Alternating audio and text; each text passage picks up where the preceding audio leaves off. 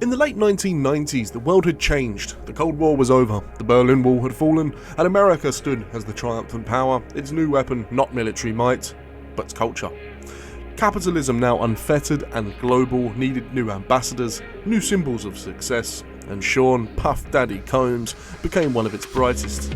When Combs danced under the flashing lights in the music video for More Money, More Problems in 1997, wearing a metallic silver suit that seemed to gleam brighter than the neon skyline, it was more than a flashy fashion statement, it was a declaration. He wasn't just a hip-hop artist, he was an avatar of a new world order, where wealth, power, and celebrity were the only currencies that mattered. Combs built Bad Boy Records as a black entrepreneurial empire during the same era that Wall Street was riding high on the dot-com boom. He packaged pain and resilience, the legacy of systematic racism and the violence of the streets, into a glittering spectacle. The music, the parties, the expensive suits, they were designed to show that Black America could win in the same game that had once excluded it. But there was a price for all of this. Empires built on spectacle must keep producing new spectacles. The glitter had to dazzle, the wealth had to appear infinite, and the success had to remain untouchable.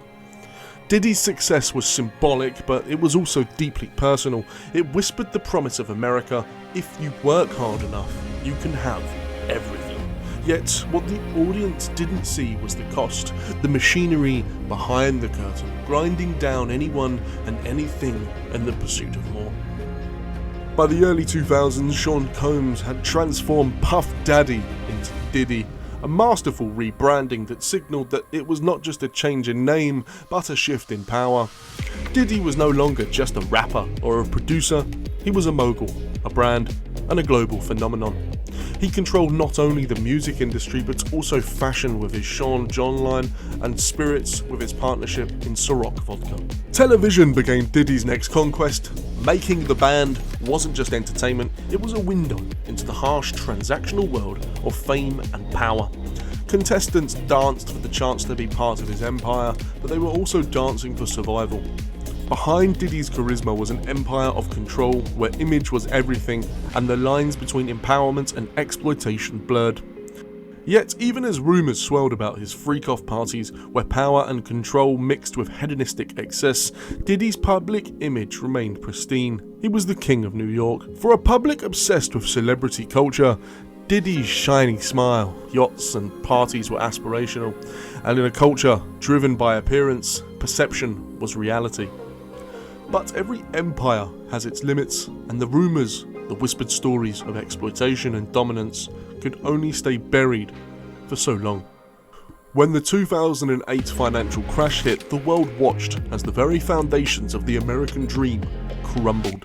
Yet, as the stock market spiraled and millions lost their homes, Diddy's empire appeared unscathed. The yachts, the mansions, the status symbols, nothing seemed to change. The world's obsession with wealth had bred a dangerous illusion that the rich could remain untouched by the chaos beneath the surface. But like the crash, Diddy's empire would not be immune to collapse. Lawsuits, allegations, and investigations into his personal life began to surface. And at this time, the empire of excess had no answer.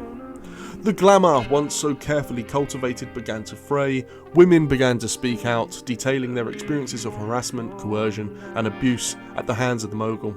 The same man who had once curated the image of the self-made billionaire was now facing accusations that threatened to undo everything he had built.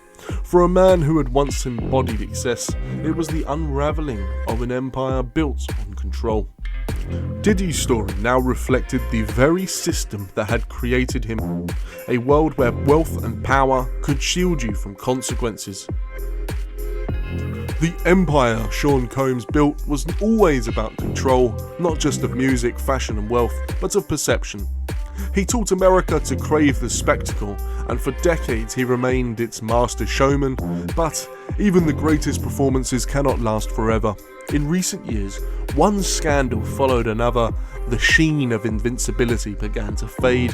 In 2023, the headlines were relentless. Multiple women stepped forwards with allegations of sexual assault and coercion, describing harrowing experiences that painted a very different portrait of the man behind the mogul mask. One infamous raid revealed grotesque details: over 1,000 bottles of lubricant discovered at one of his properties.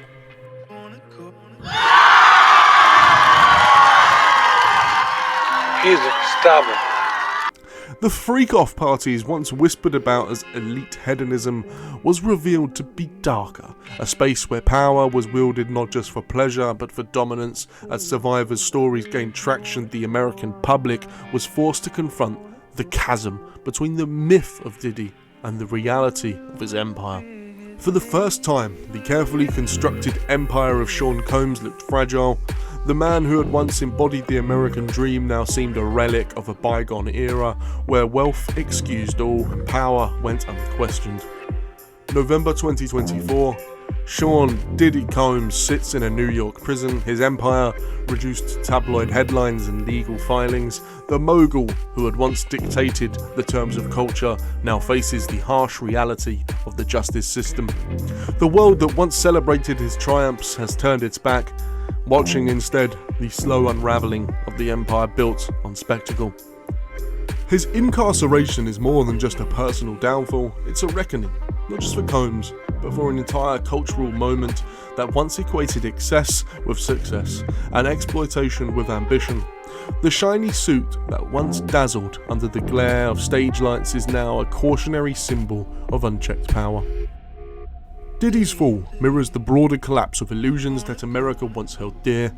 The myth of limitless success, of wealth as virtue, now appears hollow. His story is no longer just his own, it is the story of a culture grappling with the costs of its own excess, where the line between triumph and tragedy has always been razor thin. Working for Diddy. Absolutely. I love Diddy. You know, he's a good friend of mine. He's a good guy. He expects. Is he a good guy? I don't want to answer that Oh, question. wow. I don't think know. he's a good guy. I'm going to stick up. Empires rise, they dazzle, they conquer, but inevitably they fall, and when they do, the shiny suit no longer sparkles, the music stops, and all that's left is the silence, the uncomfortable reckoning with what was sacrificed What's your biggest along strength? the way. My belief in God. What's your biggest weakness? Fried chicken.